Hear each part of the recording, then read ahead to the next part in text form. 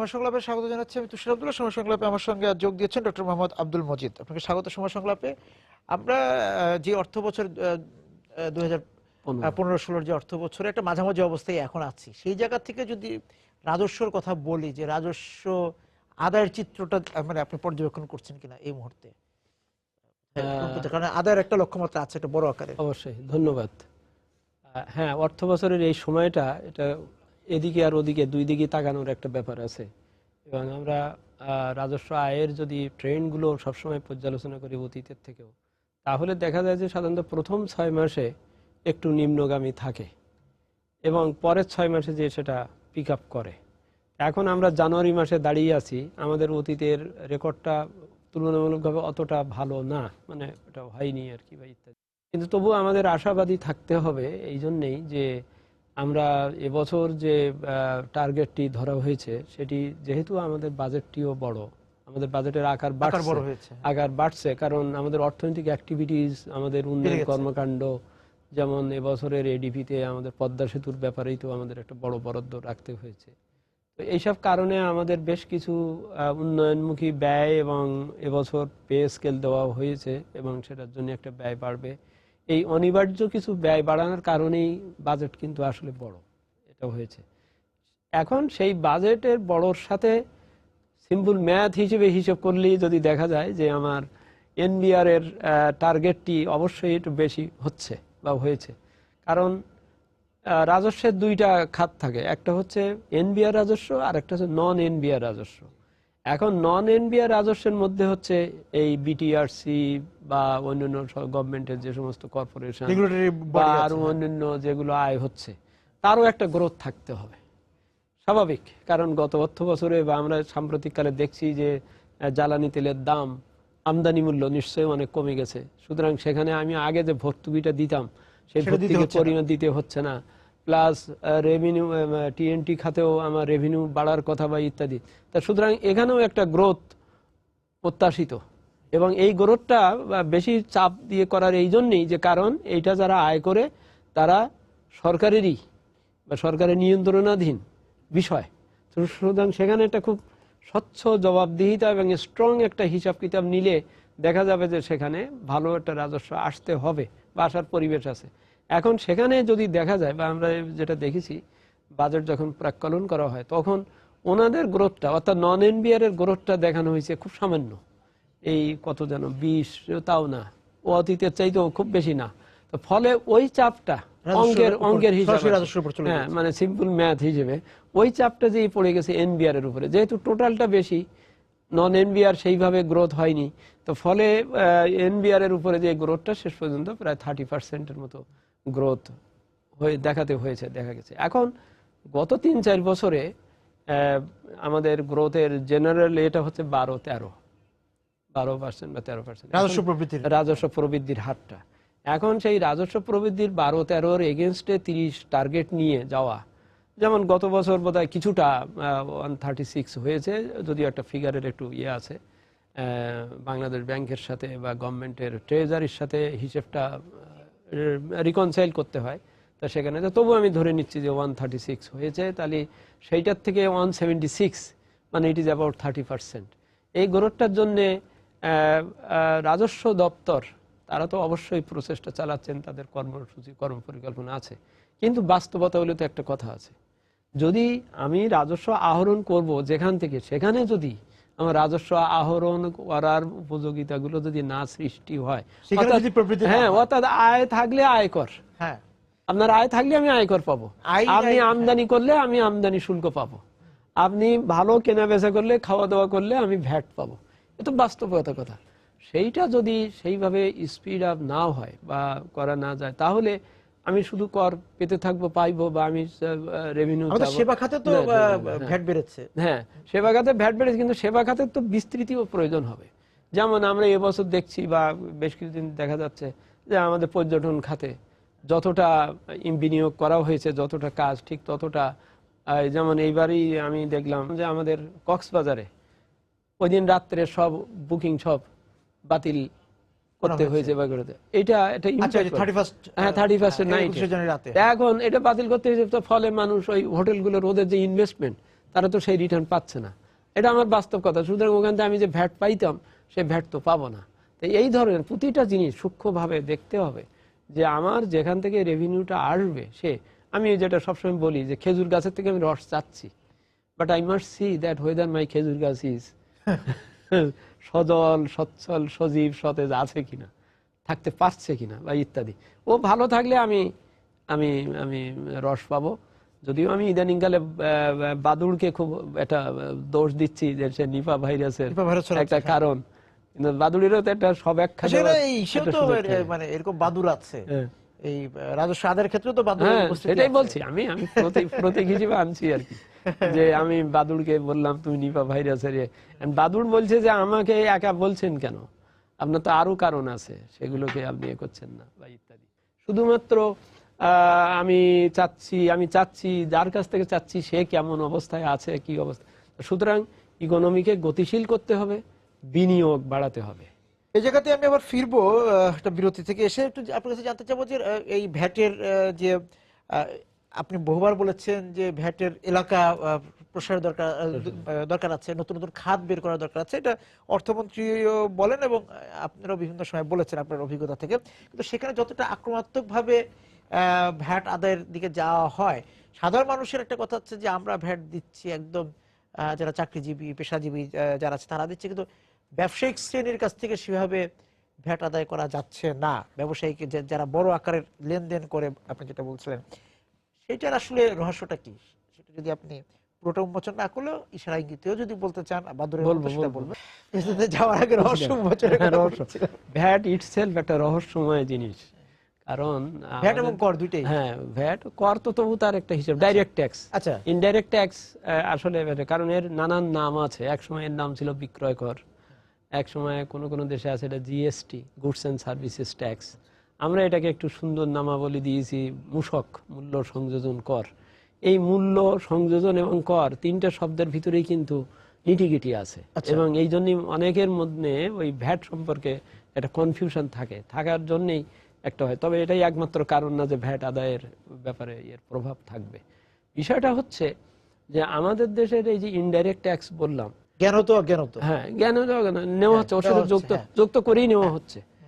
খরচ কত যা পড়ছে উনি পুরোটা ধরেই আমার কাছে নিচ্ছেন। এখন সমস্যাটা হচ্ছে ওই যে উনি নিচ্ছেন আমার পক্ষে প্রতিনিধি হয়ে, সরকারের প্রতিনিধি হয়ে, তিনি সেইটা যথাযথ হিসাব করে রাষ্ট্রীয় কোষাগারে দিচ্ছেন কিনা, এবং আমার রেভিনিউ ডিপার্টমেন্টের লোকেরা সেটা নিতে পাচ্ছেন কিনা। এখানেই যে গ্যাপটা, যে ব্যর্থতাটা, যে বিষয়টা, এখানেই আমাদের সংস্কারের এবং আমাদের অধিক দৃষ্টি নিক্ষেপের ব্যাপার জড়িত। এখন আমরা এখানেও হয়তো অপারগ হচ্ছি বা না নিতে পাচ্ছি, বা যারা প্রচুর ব্যবসা করছেন কিন্তু ভ্যাটটা নিচ্ছেন কিন্তু দিচ্ছেন না, এই অপারগতাটাকে যদি আমি অন্য জায়গায় প্রসারিত করি, হ্যাঁ যে আমার নতুন নতুন খাত বের করতে হবে, সেখানে হয়তো আমি এতদিন খেয়াল করিনি যে এখান থেকেও একটা হতে পারে। তো এর জন্য ওই নতুন খাত বের করার সময় I must be very careful. সেটা হচ্ছে আমার এর জন্যে পুঙ্খানুপুঙ্খভাবে স্টাডি করা দরকার, মত বিনিময় করে বুঝিয়ে দেওয়া দরকার যে আমি এটা সত্যিই এটা পাইতে পারি কিনা, চেতে পারি কিনা, এটা হতে পারে কিনা। কিন্তু আমার এখানে যেটা প্রকৃতপক্ষে অর্জন করার কথা সেটাতে আমি না পেরে বা আমি এটাকে অপারগত হয়ে সেইটার চাপ আমি যদি হুইমজিক্যালি বলছি যে ভালোভাবে স্টাডি না করে যদি আমি নতুন নতুন খাতে হঠাৎ করে ভ্যাট আরোপ করি, তো তাহলে সেটা তো আদায় হবে না, এবং এটা নিয়ে হবে। একটা কথা ঠিক যে হ্যাঁ নতুন নতুন খাত বের করতে হবে, যেতে হবে। তো তার জন্যই এনবিআর এর এটা গবেষণা ডিভিশন আছে, এবং আরও এই যত থিঙ্ক ট্যাঙ্ক বা আমাদের এফবিসিসিআই যেসব প্রতিষ্ঠান আছেন যারা ব্যবসায়ী সংগঠন, তাদের সকলের সাথে বসে আমি শুধু এইভাবে বিশেষটা মনে করি, ব্রিটিশ আমলে যেটা তারা করতেন, তারা সবসময় আগে একটা নীতিগত সিদ্ধান্ত নিতেন যে আমি এই জগের উপরে 10% ভ্যাট আরোপ করব। এটা কিন্তু আগে একটা তারা নীতিগত একটা ধারণা নিতেন, নিয়ে এই ধারণাটাই তারা সকল অফিসকে বা সকল সমিতি সকলকে জানাই দিতেন যে আমরা এরকম একটা জিনিস করতে চাচ্ছি, ভাবছি। তখন তারা এইটা নিয়ে কথা বলতেন ওই সংগঠন বা ডিপার্টমেন্ট, তারা বলতো যে না এই জগ বেচারা এর এখানে আপনি এটা করবেন কেন, এখানে তো এই জিনিস আমি দেই, এতে তো আপনার আসে না ইত্যাদি। এইটা সবার কাছ থেকে মতামত নিয়ে ওই অনুযায়ী ড্রাফটিংটাও হতো, যে হ্যাঁ সেই জগ যদি বিএসআরএম এর হয় বা সেই জগ যদি সময় টিভির হয়, তাহলে এটার এই এলিমেন্টের কারণে এইটা এইভাবে হবে, ইনি এইভাবে হিসাব রাখবেন, এইভাবে এটা দেবেন। এটা সকলের সাথে বুঝে হয়ে আইনটা জারি হতো। ব্রিটিশ আমলে কথা ছিল, বা এখনো কথা থাকা উচিত, সেটা হচ্ছে হাকিম নড়বে তো হুকুম নড়বে না। If I announce a decision, a fiscal measure, that has to stay. অর্থাৎ আমি জারি করার আগে ভাববো এ করা, জারি করে তারপরে কেউ এসে বললো না আপনি এটা পারেন না, আমি এটা ঠিক হয়নি, আমার এটা হয়নি, এবং তখন যে আমি পিছিয়ে আসা, এই পিছিয়ে আসাটাও দুইটা প্রবলেম সৃষ্টি করে। একটা হচ্ছে আমি পিছিয়ে আসলাম, এটা একটা ব্যাড হলো। আর একটা হচ্ছে আমি এখান থেকে যে আয়টা ধরেছিলাম, ধরেই আমি বাজেট বানিয়েছিলাম, এখন আমার এই টাকাটা তো আসবে না, তো তখন আমার ওই জায়গাটা গ্যাপ হয়ে যাবে, ঘাটতি হবে, এবং ঘাটতি হলেই ওদিকে আমার ব্যাংক বরোইং বাড়বে বা অন্য কিছু হবে। সুতরাং খুব কেয়ারফুলি যে রাজস্ব ঘোষণা করা হয় বাজেটে, তারপরে দেখা যায় যে আবার এক ধরনের আলোচনা, এটা রেওয়াজ হয়ে গেছে। হ্যাঁ, আমাদের নতুন যে ভ্যাট আইনটা আসছে, যেটা সংস্কারকৃত ভ্যাট আইন, সেখানে এই জাতীয় বিষয়গুলোকে খুব যথেষ্ট ভাবে খেয়াল করা বা চোখ করা। কারণ আমি আগেই বলেছি, প্রথমেই বলেছি যে ভ্যাটটা আসলে একটু জটিল জিনিস, কারণ হিসাবায়নটা জটিল। হিসাবায়নটা জটিল হচ্ছে কি 3-4 স্টেজে একটা জিনিস তৈরি হয়ে আসে। এইটা র মেটেরিয়াল আনলো চিটাং পোর্টে, ওর উপর একটা ভ্যাট দেবে র মেটেরিয়ালের উপরে। আচ্ছা, ওইটার আবার একটা সেকেন্ডারি স্টেজে এসে আর একটু কাজ হলো, সেখানেও আবার একটু ভ্যালু এডিশন হলো, তারও একটা ভ্যাট হবে, শেষে বিক্রেতার ওখানে একটা বৈষম্য। এই হিসাবগুলোর ভিতরে এই যে পিছিয়ে আসা, মানে এই যে ঘোষণার পরে পিছিয়ে আসা, আবার আমি দর কষাকষি আপনার সঙ্গে করতে পারছি, আরেকজন পারছে না, এতে তো আবার কোন কোন খাত বা বৈষম্যের শিকার হয়। হয়, যখন হয়তো দেখা গেলো আমি আরেকটা জেনুইন একটা ভ্যাট বসাইছি, মনে করলো না এরকম আন্দোলন করলে বোধহয় হয়, এটা বোধহয় ঠিক হয়নি, এরকম না। সেই জন্যই এই এনবিআর এর আগেও বলা হয়েছে বা চেষ্টাও চলছে, সেটা হচ্ছে সবসময় এনবিআর এর একটা অ্যাডভাইজারি বোর্ড থাকা উচিত। আমি একটু জাপানের উদাহরণটা দিই। জাপানের কিন্তু প্রতিটা মিনিস্ট্রির তার কাজের অনুযায়ী একটা বাইরের একটা অ্যাডভাইজারি বোর্ড আছে। সেই বোর্ডে বিশ্ববিদ্যালয়ের শিক্ষকও আছে, ওই ব্যবসায়ী প্রতিনিধির লোক আছে, সব আছে। তারা বছরে অন্তত 4 বার, যেমন এনবিআর যদি একটা অ্যাডভাইজারি বোর্ড থাকতো বা থাকে, যেমন এনবিআর এর বলি একটা, যদি এখন যদিও অন্যভাবে বলা হয়, ওই যে এফবিসিসিআই যেটা মিটিং করে, কনসালটেটিভ কমিটির মিটিং, নামটা সুন্দর বলা আছে, কিন্তু এই মিটিংটা চূড়ান্তভাবে শেষ পর্যন্ত ওইভাবে হয় না, কারণ ওরা এক গাদা দিয়ে দেন সেইগুলো পড়ে, বা এবং যখন যেমন সাধারণত এপ্রিল মাসের মাঝামাঝির দিকে এই মিটিংটা হয়, তখন অলরেডি কিন্তু চুলায় চাপানো হয়ে গেছে। এবং এই যে বলেন যে চুলা চাপানো হয়েছে, এই জায়গাতেই ফিরতে চাই বিরতি থেকে এসে, যে আমরা দেখা যায় যে তড়িঘড়ি করে, যে জানুয়ারি যাচ্ছে, ফেব্রুয়ারি বা মার্চ থেকে আবার রাজস্ব আদায়ের ক্ষেত্রে একটা তোড়জোড় শুরু হয়ে যাবে। এই যে তড়িঘড়ি করা, শেষ পর্যায়ে এসে রাজস্ব আদায়ের জন্য উঠে পড়ে লাগা, না এটা হচ্ছে উঠে পড়ে লাগার ব্যাপার না, টার্গেট তো ফুলফিল করতে হবে শুরু থেকে, এটা তো একটা লক্ষ্য। হ্যাঁ, সকাল থেকে। এখানেই আমি একটু অন্য প্রসঙ্গে যাই, সেটা হচ্ছে আমাদের অর্থ বছরের সময়সীমাটা। এটা কিন্তু এই জটিলতাটা আমাদের আছে। সেটা হচ্ছে যে ব্রিটিশ আমলে আমাদের অর্থ বছর ছিল ওই আপনার সম্রাট আকবর যখন করেছিলেন, তখন কিন্তু বৈশাখী সন, যেটা আমাদের কিন্তু এপ্রিল মাসের সাথে লিঙ্ক আপ আছে। এপ্রিল টু মার্চ ভারতের অর্থ বছর কিন্তু তাই, জাপানেরও অর্থ বছর তাই, বহু দেশেরও বৈশাখ থেকে। হ্যাঁ, বৈশাখ থেকে হবে। এর কারণটা হচ্ছে যে বৈশাখ হচ্ছে ফসল তোলা হয়ে গেছে এবং বর্ষাকালে সে চাষবাস বা ওইসব কাজে ব্যস্ত থাকবে, আবার হবে ভারতের অর্থ বছরের দিকে। আমাদের অর্থ বছরটার ব্যাপারটা হচ্ছে ব্রিটিশ আমলের পরে, ব্রিটিশ আমলে অ্যাকচুয়ালি ওই বৈশাখী সন থেকে ওই জুন জুলাই ব্রিটিশরা আনছিল, কারণ তাদের কাছে এই দেশের আবহাওয়া কি বিষয়, এটা কোনো বড় বিষয় বিবেচনা ছিল না। সেই কারণে এখন 47 সালে ভারত বিভাগের পর ভারত কিন্তু ফিরে গেল আপনার ওই এপ্রিল মার্চে, কারণ তারা মনে করে না আমরা ফিরতে পারি, মানে কি পাকিস্তানের একটা গো ছিল সবসময়, যেটা ভারত করবে ও সেটা করবে না, নইলে দে কুড অলসো হ্যাভ, এটা করতে পারতো। তারা মনে করলো না আমরা ব্রিটিশেরটাই আসি থাকি। এখানেও দেখা যাবে যে সিদ্ধান্ত প্রক্রিয়া তো নেয় পশ্চিম পাকিস্তান, তার কাছে এই পূর্ববঙ্গের বা বর্ষাকাল বা কি বিষয় তার কাছে বিচার্য বিষয়। কিন্তু আমরা 72 সালে 71 সালে মহান মুক্তিযুদ্ধের পরে, স্বাধীন হওয়ার পরে আমাদের একটু ভাবার দরকার আছে, কারণ আমরাই এখন পূর্ব পাকিস্তান মানে বাংলাদেশ, এই যে দেশের মানে আমার এখন এই মুহূর্তে আমার অর্থ বছর শুরু হয় আষাঢ় মাসে ভরা বর্ষায়, শেষও হয় আষাঢ় মাসে, মানে 15ই 14ই জি। আষাঢ়, আর 15ই আষাঢ় শুরু হয় নতুন বছর। ভরা বর্ষায় শুরু, ভরা বর্ষায় শেষ। এর ফলে হচ্ছে কি, ওই প্রথম 3-4 মাস বর্ষাকাল, ইঞ্জিনিয়ারও কোনো কাজ শুরু করে না, আমার সবাই সবাই সেপ্টেম্বর পর্যন্ত সবাই আসলে কাজ হয় না আর কি। হয় না। আর ঠিক ওই সময়টাই আমার আয়কর সাবমিশনের ডেটটা, ওই যে অর্থ বছরের পরবর্তী 3 মাসে, তো পরবর্তী 3 মাস মানে সেপ্টেম্বরে আমার অর্থ বছরের কর রিটার্ন সাবমিশনের বড় প্রবলেম হচ্ছে, যার জন্য দেখবেন যে প্রতি বছর ওইটা বাড়াবার জন্য আবেদন আসে। কারণ ঠিক এই সময়টায় আমাদের থাকে ঝড় ঝাপটা, বন্যা, নানান ধরনের ক্ষতিগ্রস্ততা, দুর্যোগ, প্রাকৃতিক দুর্যোগ থাকে। এই প্রাকৃতিক দুর্যোগ সামলিয়ে যেয়ে কর রিটার্ন ফিল আপ করা, হিসাব দেওয়া, ব্যাংকের থেকে স্টেটমেন্ট নেওয়া সমস্যা হয়। আর এরপরে যেয়ে ওই চলতে থাকে, এবং শেষের দিকে এসে আমাদের দেখা যাচ্ছে যে সাধারণত মার্চ এপ্রিল থেকে কাজ শুরু হয় বেশি। ওই যে উন্নয়নের ডিসেম্বরের পর থেকে, ডিসেম্বরের পরে কাজ শুরু হয়। তখনই ওই, কারণ কাজ হলে, উৎপাদন হলে না তখন ভ্যাট বা অন্যান্য সবকিছু, আমার সিডিএসটি, ভ্যাট ইত্যাদি আসবে। তো এগুলো সবই কিন্তু এটা বর্ষামুখী একটা সময়ের সাথে এটা রিলেটেড থাকে।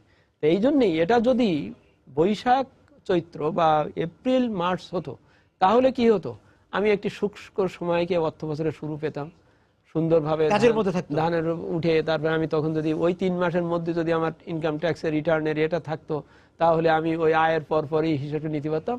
তারপরে ঠিক আছে, আপনি বর্ষাকালে ঘুমান বা ব্যস্ত থাকেন, থেকে কি করতো, বর্ষাকালে সে কাজটা করেই সে অক্টোবর নভেম্বরেতে সে কাজ শুরু করতে পারতো, কারণ অর্থ বছর শেষ হবে মার্চ মাসে।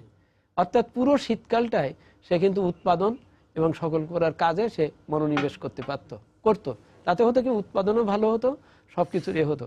তা সুতরাং এই অর্থ বছরের এই বিক্রি মানে এর কারণেই সাধারণত দেখা যাচ্ছে যে প্রথম 6 মাস আমাদের রেভিনিউ আর্নিংটা কম হচ্ছে। ওই যে বললাম, সেপ্টেম্বর পর্যন্ত ওখানে আয়কর রিটার্নে সে ভালো হিসাব দিতে পারছে না, সময় চাচ্ছে। এমনকি কখনো কখনো নভেম্বর পর্যন্ত সময় বাড়াতে হয়েছে। এখন সময় বাড়ালে আমার সমস্যা হচ্ছে, যে টাকা আমি সেপ্টেম্বরে পেতাম সে টাকা নভেম্বর পেলে তো আমার টাকার উপযোগিতা হারিয়ে যাচ্ছে রেভিনিউর। এই একটা যেমন সমস্যা হচ্ছে। আর একটা হচ্ছে যে প্রথম 2-3 মাস আমরা সাম্প্রতিককালে এই প্রবণতা লক্ষ্য করছি, আগেও ছিল, অনেকে করে কি, ওই জুন মাসে টার্গেটটা দেখাবার জন্য বা ভালো হচ্ছে দেখাবার জন্য অনেকে অ্যাডভান্স দেয়। আচ্ছা, বড় বড় কর্পোরেটরা অ্যাডভান্স নেই, সেই অ্যাডভান্সটা কিন্তু অ্যাডজাস্ট হতে থাকে ওই জুলাই আগস্ট আগস্টের দিকে। ফলে ওখানে কিন্তু আর আয় আর শো করা যাচ্ছে না, বা আয় হচ্ছে না, বা অ্যাডজাস্ট হচ্ছে। এইটাও এই সময়ের হেরফেরের জন্য কিন্তু হচ্ছে। তা সুতরাং ইউ আর রাইট, যে আয়টা প্রতি মাসে মোটামুটি ইন অ্যান এভারেজ ভালো থাকতে হবে। এই জন্যই আমার ব্যয় তো ঠিকই হচ্ছে, একটা গড়পড়তা জায়গায় থাকতে হবে। হ্যাঁ, আমার ব্যয় তো ঠিকই হচ্ছে। কারণ এরকম তো না যে আমি আগামী মাসে কি জুলাই মাসে, জুন মাসে টাকা পাবো, আমি মে মাসে কি বলে জানুয়ারি মাসে আমি ব্যাংকের থেকে লোন নিয়ে তারপরে আমি জুন মাসে টাকা পাবো, এই ভরসায় কাজ করবো, এটা তো ঠিক না। সুতরাং আমার রেভিনিউ এর আর্নিংটাও অ্যাট পেস থাকতে হবে। সেজন্য লক্ষ্য করা যায় যে সাধারণত সেপ্টেম্বর, অক্টোবর, জানুয়ারিতে, এই আগস্ট, সেপ্টেম্বর, অক্টোবরে কিন্তু আমার ব্যাংক বরোয়িং সবসময় বেশি থাকে।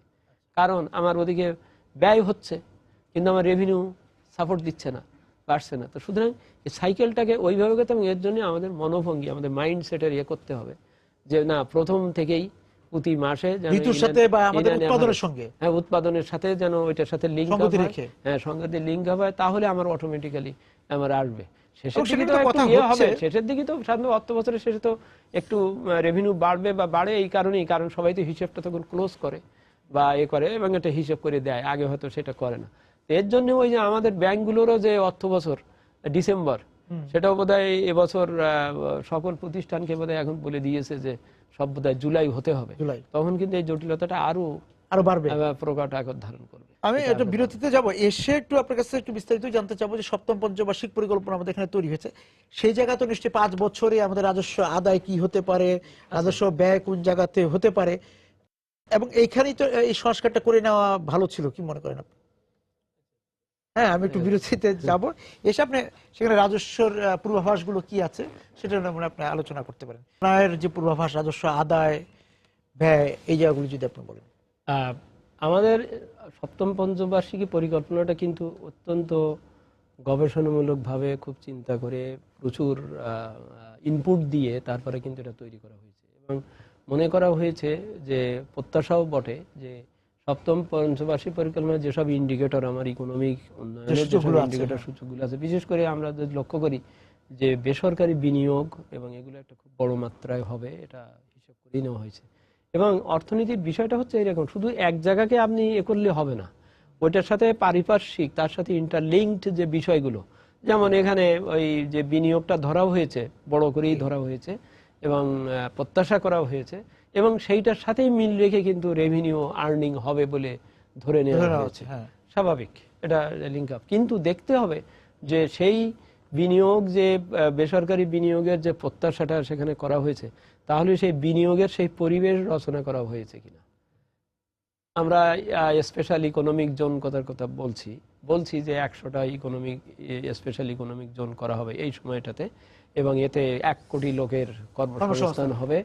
সব ঠিক আছে, সুন্দর, কিন্তু এই স্পেশাল ইকোনমিক জোন হবে এই কথাটা বলে থেমে গেলে তো হবে না। সেই স্পেশাল ইকোনমিক জোন হতে গেলে তার জমি প্রাপ্যতা, তার যে গ্যাস, বিদ্যুৎ, অবকাঠামো, এগুলো সব সুযোগ থাকা। It has to be lucrative, নইলে বাইরের ইনভেস্টর আসবে না। আমার যদি বাইরের ইনভেস্টর না আসে, আমি শুধু তৈরি করলাম, তাহলে আমার এই বিনিয়োগটা ভেস্তে যাবে। হ্যাঁ, ভায়াবল হতে হবে, ভায়াবল।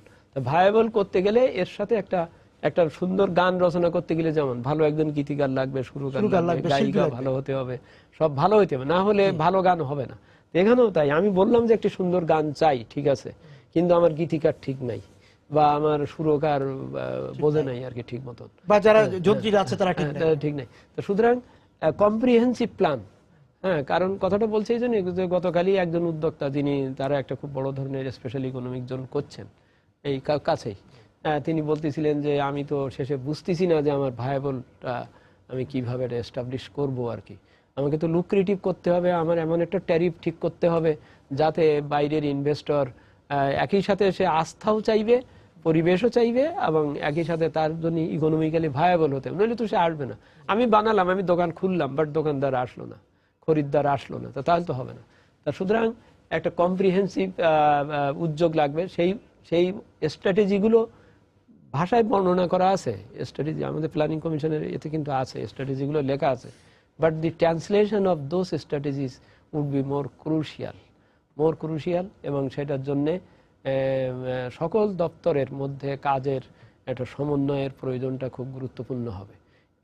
কেউ যদি কোনো ডিপার্টমেন্ট যদি কম্পার্টমেন্টালাইজড হয়ে বসে থাকেন, যেমন আমি বলছি রাজস্ব দপ্তর মনে করেন না আমি কিছু জানি না, আমার রাজস্ব চাইতে হবে, এই কথা যদি বলে বা বলা হয়, সেইটার সাথে হবে যে তাকে দেখতে হবে যে রাজস্ব আপনি কোথা থেকে চাচ্ছেন, সেখানে ক্ষেত্র প্রস্তুত হয়েছে কিনা। এই জায়গাটা বলে যে এই যে রাজস্ব বিভাগের সঙ্গে অন্যান্য মন্ত্রণালয় বা সংস্থাগুলোর সমন্বয়টা কিরকম হচ্ছে। এটার আবার একটা কারণ আছে, ব্রিটিশ আমল থেকে তৈরি এই রাজস্ব বিভাগ, ব্রিটিশরা তো আগে ইস্ট ইন্ডিয়া কোম্পানি, সে কোম্পানি আইনে চলছে, এদেশ কি হলো না হলো সে দেখছেন। ব্রিটিশরা যদিও একটি গণতান্ত্রিক পদ্ধতির কথা বলেছে, তারপরও এ দেশবাসীকে যারা কর দেবে তাদেরকে মনে করতে এরা নেটিভ, এরা দেবে, ও বাসুক মরুক, আমার রাজস্ব এই টাইপের আর কি। এখন ওই মনোভঙ্গি যদি আমার এখনো থাকে, যদি মনে করি বা হয়, তাহলে হচ্ছে কি আপনি কেমন আছেন আমি দেখলাম না, আমি রেভিনিউ চাচ্ছি। সেই জন্যই এনবিআর কেও অত্যন্ত গণমুখী হতে হবে, এই অর্থে বলছি যে ওই অন্যান্য ডিপার্টমেন্টগুলো যার কাছ থেকে আমি রেভিনিউ প্রত্যাশা করছি, সে কি অবস্থায় আছে, তার কি কি প্রতিবন্ধকতা আছে, সেখানে কখনো কখনো তো ছাড় দিতে হবে, রেয়াত দিতে হবে। এই যে আমরা দিয়ে থাকি, কর অবকাশ দিয়ে থাকি, এই কর অবকাশ দেওয়ার কারণটা কি, যে let me allow you to establish, then you will give me tax.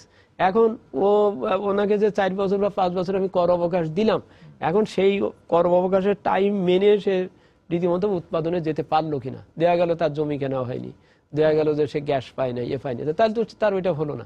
আবার এমনও দেখা গেছে, আসলে আইন জটিলও হয় অনেক সময়, আইন ব্যবহারকারীর আচরণের উপরও এমনও দেখা গেছে উৎপাদনও সব ঠিকঠাক হয়েছে, যে কদিন সে আমার কর অবকাশে ছিল সে কদিন দেখা গেছে তার লাভটা খুব হয়েছে, কারণ সে ট্যাক্স দিতে হবে না বলে লাভ ভালো হয়েছে তার। হ্যাঁ, তারা যেই আমার করের আওতায় আসলো বা করের সময় আসলো, তখন দেখা গেল ওনার ব্যালেন্স শিট ভালো হচ্ছে না। আচ্ছা, এই জিনিসগুলো এটা সকলকেই দেখভাল করবে কে? না, দেখভাল করবে যে শিল্প মন্ত্রণালয় বা যারা অনুমোদন দিয়েছেন বা যারা দেখছেন। সে যদি গেলে যদি বলে না আমি যে জমি পাইনি, আমি গ্যাস পাইনি, বা আমার এটা দেওয়া হয়নি, অ্যাকচুয়ালি ফ্যাসিলিটিস প্রোভাইড করে তারপরে এনফোর্স। অর্থাৎ আমি চাচ্ছি যে এটা সবসময় এটা হওয়া উচিত যে প্রত্যেকেই দায়িত্বশীল আচরণ করবেন। করদাতা থেকে আরম্ভ করে করদাতা, কর আহরণকারী বা অন্যান্য যারা ফ্যাসিলিটেটর, যারা একটা পরিবেশ সৃষ্টি করে দেন, মানে কর দেওয়ার মতন আয় উৎপাদন হয় এই পরিবেশ সার্বিকভাবে আপনি বলতে চান যে এখনো কর বান্ধব যে পরিবেশ সেটা এখনো তৈরি করা যায়নি। হ্যাঁ, সেটা তো অবশ্যই কর বান্ধব পরিবেশের চেষ্টা করা যায়, হয়নি কথা বলছি না, বলছি যে প্রয়োজন আছে আরো। আচ্ছা, আরো প্রয়োজন আছে, আরো প্রয়োজন আছে, আরো প্রয়োজন আছে, আরো প্রয়োজন, এই আরোর শেষ নাই, অনন্ত। হ্যাঁ, এটা হচ্ছে সময়ের সঙ্গে, হ্যাঁ সঙ্গে, এই যেমন আপনি নীতিমালাগুলোকে সহজীকরণ করবেন, দুই হচ্ছে আপনি অনলাইন সিস্টেমে যাবেন, ডিজিটাল পদ্ধতি যাবেন, বেশি যেন কাগজপত্র, বেশি যেন কথাবার্তা, বেশি যেন ইন্টারপ্রিটেশনের প্রয়োজন না পড়ে। যেমন আমরা এই যে উচ্চ করটা যেটা কাটি, হাউ সিম্পল ইট ইজ, কোনো কিছুই নাই, আপনার বেতন থেকে কেটে নিয়ে ওখানে জমা হচ্ছে। কর আদায় যাতে ফাঁকফোকরটা কম থাকে, তাই তো? হ্যাঁ, যত কথা বলতে যাওয়া যায়, কত হয়, তখনই এই নানান ইন্টারপ্রিটেশন। আমি এটা সহজ করে দেই যে আপনি সারা বছর কর দেন, আপনার শুধু সেপ্টেম্বরে দিতে হবে এটা না, আপনি সারা বছর দেন, বছরের শেষে আপনার সুন্দর হিসেব হবে, হয়ে যদি 5 টাকা বেশি দিয়ে কর আদায়ের একটা সহজীকরণ পদ্ধতি, সহজীকরণ এটা করতে হবে। এটা যে কোনো মানে ভীতিকর কিছু না, না না না, কর আদায়ের বিষয়টা ভয়ের বিষয় না, কারণ আমি আপনার কাছে খাজনা আদায় করছি না, বা আপনার কাছে আমি টাকা পাবো সেই টাকা আদায় করছি না। পাওনা টাকা আদায় করা, খাজনা আদায় করা, কোনো সার্ভিসের বিনিময়ে খাজনা আদায় করা, এটা আর কর আদায় করা আরেক জিনিস। কর হচ্ছে উনি মেধা খাটিয়ে আয় করেছেন, ব্যবসা করছেন, এটা সম্পূর্ণ ওনার স্বতঃপ্রণীত বিষয়।